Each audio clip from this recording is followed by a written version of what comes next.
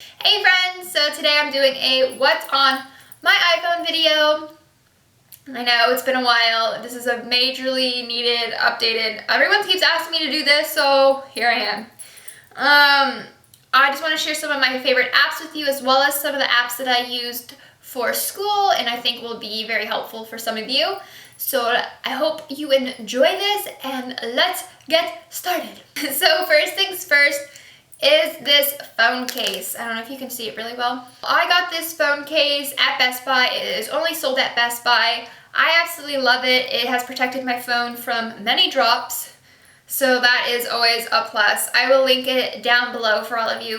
Second thing is the wallpaper that you will see on my phone is from Pinterest. I have actually created a Pinterest board that I will link down below of all of the wallpapers that I use for my phone as well as my laptop, so that all of you can find it and you don't have to go and search for them. So they will all be linked down below as well. So let's get started and talk about my actual phone, what's on it. So the lock screen obviously is this little cutie pie. Thank you. Yeah. I just like being organized, so I only have 2 pages on my iPhone. I like having a place for everything and folders for every category. So that is that. On my front page, I really only have the necessities, basically the apps that the phone came with. But on my first page, I do have my music folder. I obviously have iTunes because you gotta listen to Taylor Swift somehow. So my second one is my go-to app, which is Spotify. I love Spotify. I think I've talked about Spotify before, but they have really great deals if you are a student, so definitely check them out. The other thing about Spotify that I really love, this might just be only for myself, I don't know. I have a really bad habit of clicking the home button and closing out all my apps, but not really realizing that I'm actually listening to music still, and I'll close that app as well. And all of a sudden I'm like, oh no. But the cool thing about Spotify is that, like, if that happens, you can go back and click Spotify and it pops back up with the same song that you were listening to at the exact same spot that you closed it out at. So it's like you didn't even actually close it. So that's always a plus in my world. I don't know. And then the next thing is Shazam. So Shazam's pretty cool. If you hear a song that you really like in a store or at a restaurant or wherever, you can pull out Shazam and just click the touch to Shazam button here, and it will listen to the song for a few seconds, and it will usually tell you that what the song is as well as who it is by, and then it's all saved under this My Shazam button at the bottom. And it's pretty cool because everything, you can see all of the songs that I've Shazammed over time, and it's all saved here. The last thing is SoundCloud.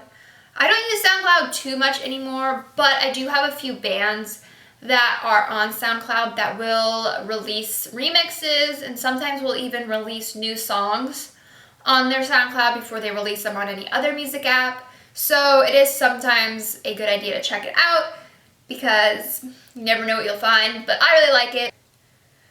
That is the first page. So on to the second page. So on my second page here, I have, starting with these first folder here, I have all of my news apps that I use the most often. As you can see, I have 3 different ones that I use. I have BBC, Fox News, and CNN. I have all 3 just because I want to make sure that I am not choosing my my bias, I guess, and when I'm trying to understand something. And also I like being able to see different sides so that I can understand all sides of something. But I also really like BBC just because they seem to be more fact-based, meaning they're not really trying to create a story out of something. They really just want the reader to be informed about the topic that they are talking about. So I really like them. I have the weather app. So I have the weather app just because my other weather app that comes with the phone is pretty hit or miss sometimes with the accuracy. I don't know, so I just kind of try. And it also has a radar on that weather app, so it's kind of fun to see where the rain is and all that jazz. Really cool app if you are someone like myself. This app here, it's called The Hunt. It's pretty cool. It's like, let's say if you find an outfit or a picture of an outfit, shoes, or a purse that you really like but you can't find it anywhere, you can post it to this app and other people will help you find the exact match or something similar to it, and will link the website where they found it for you. It's pretty neat. I've found a lot of cool things on there. Other people have helped me, and vice versa. You can help others. So the next thing is all of my social media accounts. Obviously Instagram. Check that out if you want. Next is Snapchat. I've gone back and forth with Snapchat. I'm always like, when is like too old to have a Snapchat? Like, is there an actual age, or is it kind of just anyone nowadays? I don't know. But if you want to follow me and see my stories, you most definitely can now. My username is just Rach Baxter. I'm not too exciting, sorry peoples, but if you want. So then next is Tumblr. I don't even know, is Tumblr like a thing anymore, or is it just kind of faded away? I don't know, but I have it still. It's Darling Rachel. And then I have Pinterest. I love Pinterest. I was always the kid that was making the huge like inspiration board slash, you know, like the huge boards, and then you're pasting like magazines and everything on it. I was always that kid anyway, so having Pinterest has definitely, that's my thing. I love Pinterest. So if you want, you can follow me on there. I'll have a link down below as well, but it is just Darling Rachel, but Darling Rachel, the end is 2 L's for Rachel. And then there's BuzzFeed. Okay, so I'm really like, I have like a love-hate relationship with BuzzFeed. I really don't know how to feel about it, because I loved it in the beginning, thought it was hilarious. Some were like, some of the stories were informative, and I liked it, but then I started realizing that a lot of their articles are not fact-checked at all. I mean, I know there's some that are, but some of them are not, and it's like really, like I'm reading it and I'm like, that's not right. But you kind of have to take it with a grain of salt, I think, especially just overall. So I'm kind of over BuzzFeed, I think, but at the same time, it is fun still sometimes to take the quizzes. Like I got 100% on how well do you know Hannah Montana. That was a couple days ago. Yeah. So then, yeah, Twitter. I don't use Twitter. I don't even know why I have the app anymore. And then I obviously have my YouTube accounts, or my YouTube apps down there. And then I have the apps that I use the most on for editing. I have Witagram. I don't really use that anymore now that the Instagram has changed its like format of how you can post a photo. And then I have Line Camera. Line Camera is fun, just it changes different. You can change the colors, you can add text to it, you can add like fun little beams, hearts, flowers, anything like that, stickers. It's fun. I don't really use it too often. And then I have a bunch of other editing apps that I should just get rid of because I don't use those at all. But I also have this one that I use the most, right in the middle. It is the Visco app. I will show you exactly what I use.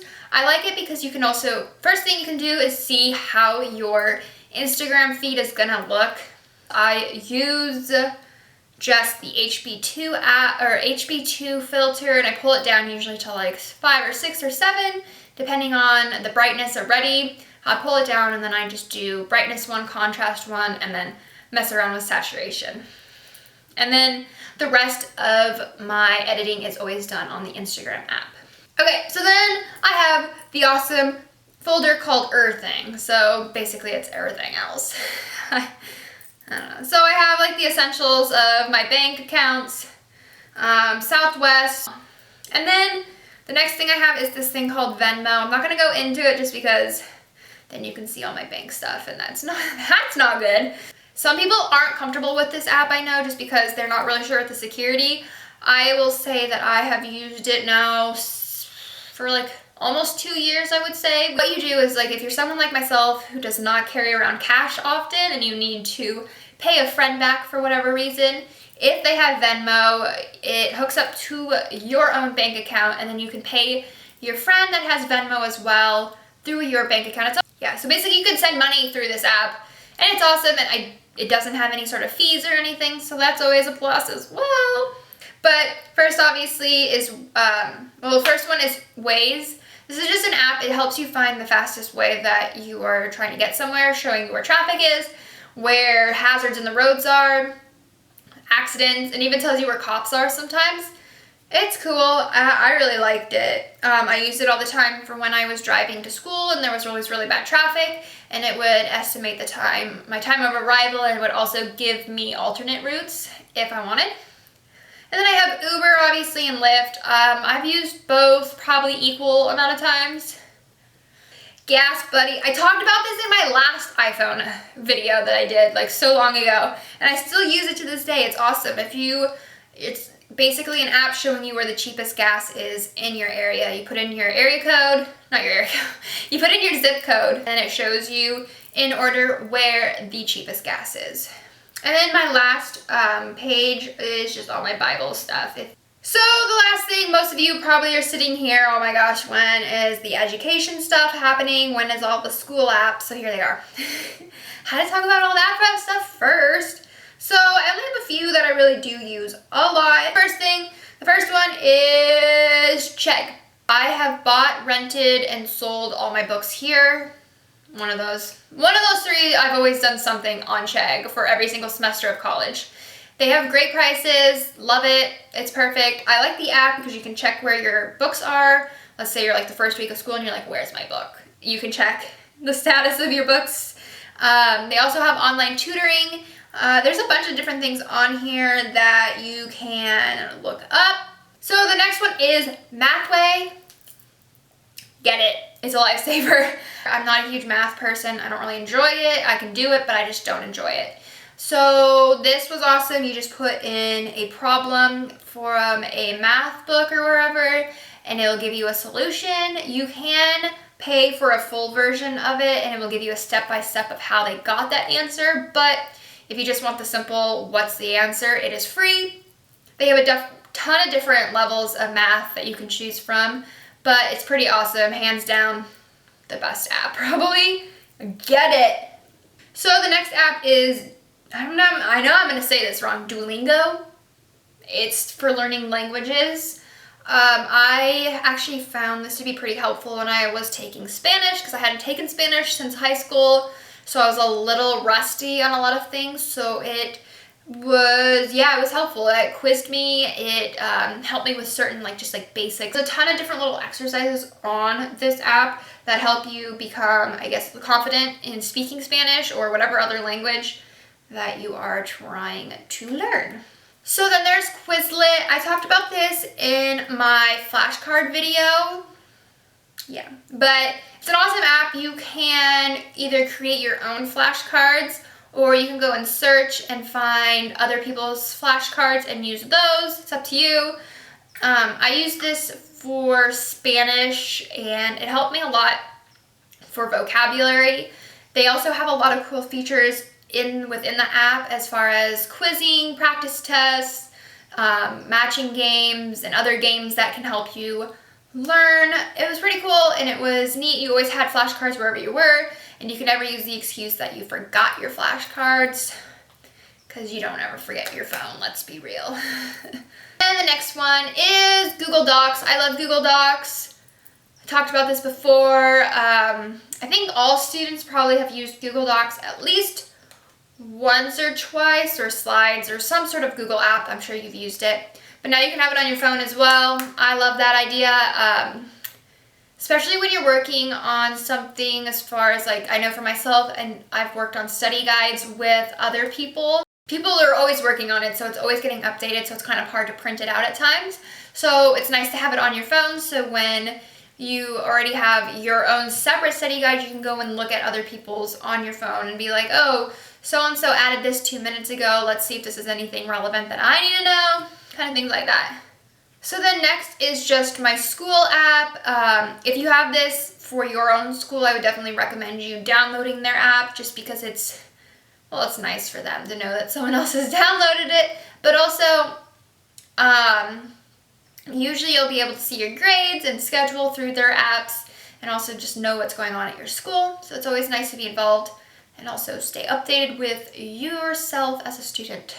So that is it for what's on my iPhone 2016 version.